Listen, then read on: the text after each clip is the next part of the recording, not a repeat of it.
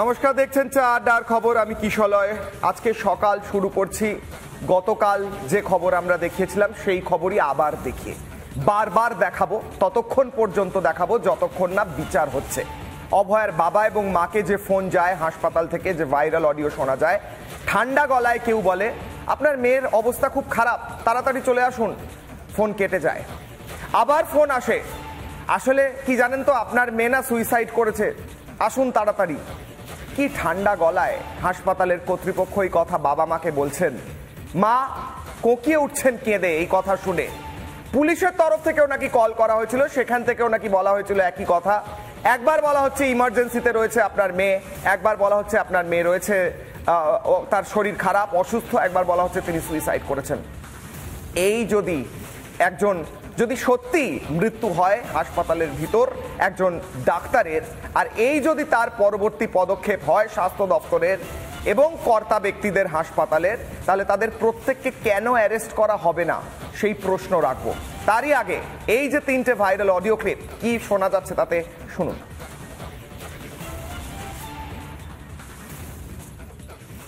ওর শরীরটা খারাপ, আমরা ভর্তি করাচ্ছি ওকে, আপনি কি ইমিডিয়েট আসতে পারবেন?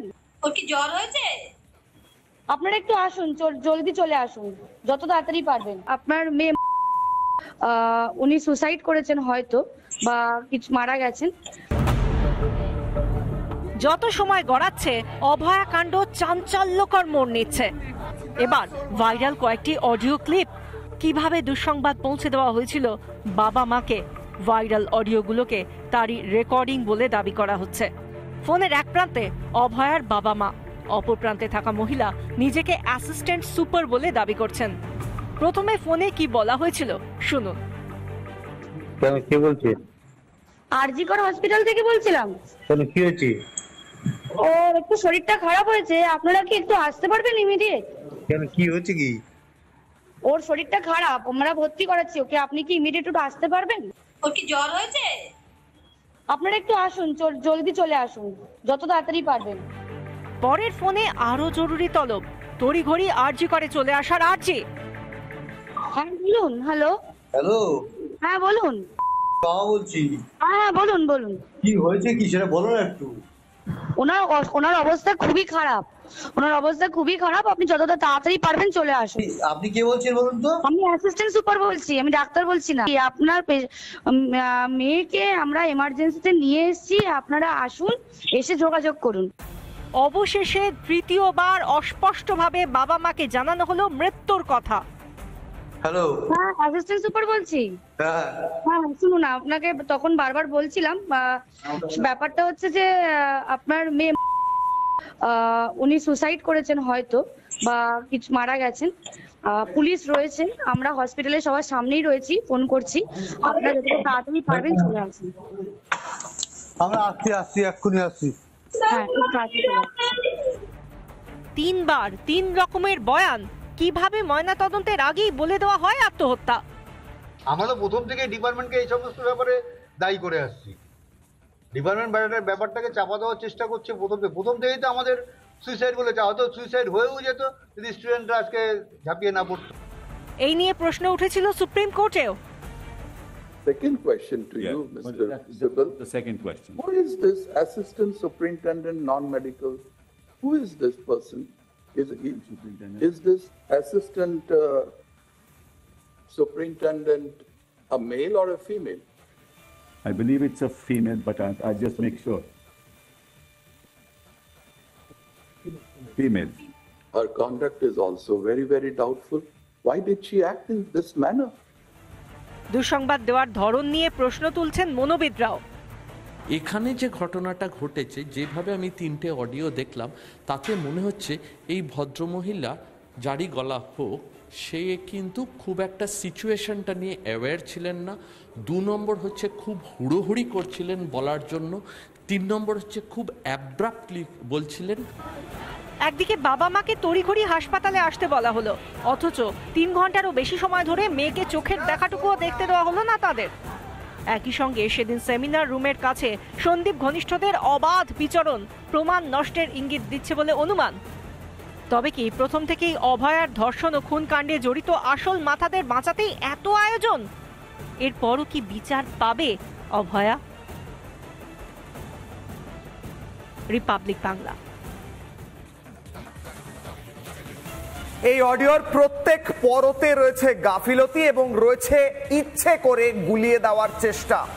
এই অ্যাসিস্ট্যান্ট সুপার যার ভয়েস পাওয়া যাচ্ছে তিনি বলছেন ঠান্ডা গলায়, আপনার মেয়ে অসুস্থ হয়েছে, তাড়াতাড়ি চলে আসুন।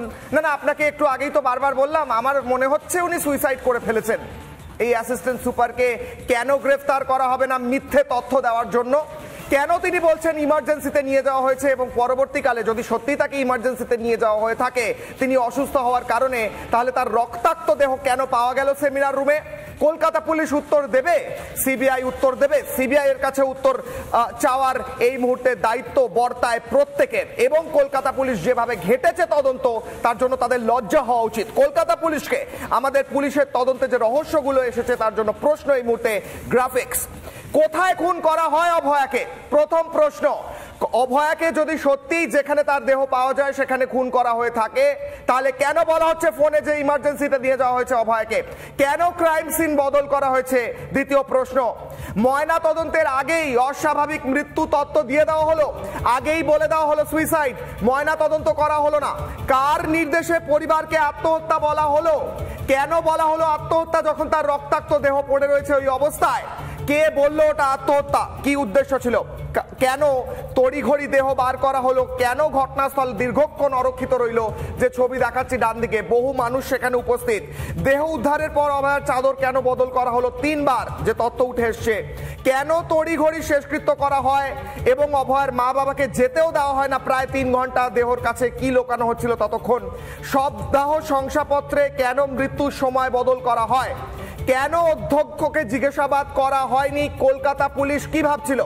কি ভাবছিল কলকাতা পুলিশ? এই সমস্ত প্রশ্ন কলকাতা পুলিশের মাথায় আসছিল না? যদি আমাদের মাথায় আসতে পারে, কলকাতা পুলিশের আইপিএস অফিসাররা বসে বসে কি করছিলেন? মুড়ি খাচ্ছিলেন? কেন অধ্যক্ষকে জিজ্ঞাসাবাদ করা হয়নি? কার নির্দেশে সেমিনার হল সংলগ্ন ঘর সংস্কার করা হলো? এই সমস্ত প্রশ্নগুলো আমরা বারবার করেছি, গলা থেকে রক্ত বের হওয়া পর্যন্ত এই প্রশ্নগুলো করতে থাকবো। এই মুহূর্তে আসবো আমার সঙ্গে যারা রয়েছেন, উপস্থিত রয়েছেন অতিথিরা। আমার সঙ্গে রয়েছেন সর্বরী মুখার্জি, বিজেপি মুখপাত্র। আমার সঙ্গে রয়েছেন তৌসিফ আহমেদ খান, আইনজীবী এবং তৃণমূলকে সমর্থন করেন। আমার সঙ্গে রয়েছেন ডক্টর পরাগ বরণ পাল, চিকিৎসক এবং অধ্যাপক। আমি প্রথমেই ডক্টর পরাগ বরণের কাছে যাব। ডক্টর, যেভাবে ফোনে আপনি শুনলেন ঠান্ডা গলায় বলা হচ্ছে ওনার না শরীরটা ভালো না, তাড়াতাড়ি চলে আসুন। আবার দ্বিতীয় ফোন, আমার মনে হচ্ছে না উনি সুইসাইড করেছেন, একটু চলে আসুন।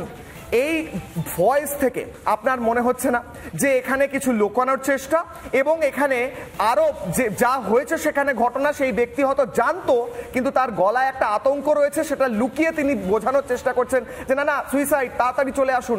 এই অডিও ক্লিপ থেকে কি প্রমাণ হচ্ছে?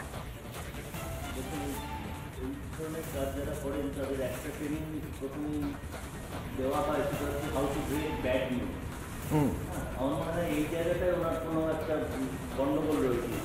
এখন তিনি ইচ্ছে করে কিছু করেছেন কিনা সেটা আমার পক্ষে বলা সম্ভব নয়, কিন্তু ডেফিনেটলি মানে কিভাবে ডক্টর পরাগ, আপনার অডিওতে কিছু প্রবলেম হচ্ছে, আমি আপনার কাছে আসছি, পিসিআর ঠিক করছে অডিওটা, আমি জাস্ট 10 সেকেন্ড নেবো, ততক্ষণে সর্বদির কাছে সেম কোয়েশ্চেন।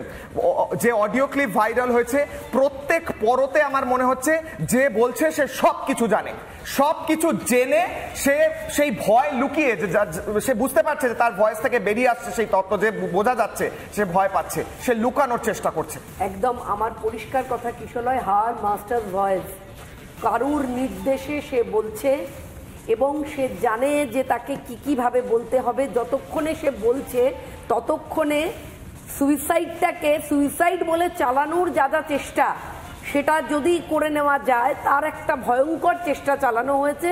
এবং কোল্ড ব্লাডেড মার্ডার, শুধু খুন বা ধর্ষণ নয়, একটা পরিকল্পিত খুন যেটা ভেতরে বসে করা হয়েছে। আমি আপনাকে বলছি 9 তারিখ আরজি করে আমি যখন গেছিলাম, তখন কিছু ওই বাইরে যারা বিভিন্ন দোকান টোকান করেন তাদের মধ্যে এক ভদ্রলোক খুব ইম্পর্টেন্ট একটা কথা বলেছিলেন, আমি সেখানে জানিয়ে এসেছিলাম। তিনি বলেছিলেন যে যেখানে সেমিনার রুম, এরা বলছেন যেখানে এই ঘটনাটা ঘটেছে তার ঠিক 10 মিটার দূরত্বেই নার্সদের রুম, ডক্টরসদের রুম। সুতরাং ওখানে যদি এত বড় একটা ঘটনা ঘটে, চিৎকার চেঁচামেচি, এটা কোনোদিনও সম্ভব নয় যে ওখানে এটা ঘটছে আর আদার্স কেউ জানতে পারছে না। এটা কিন্তু বলছে একদম যারা দোকান করে ওখানকার স্থানীয়দের কথা বলছি।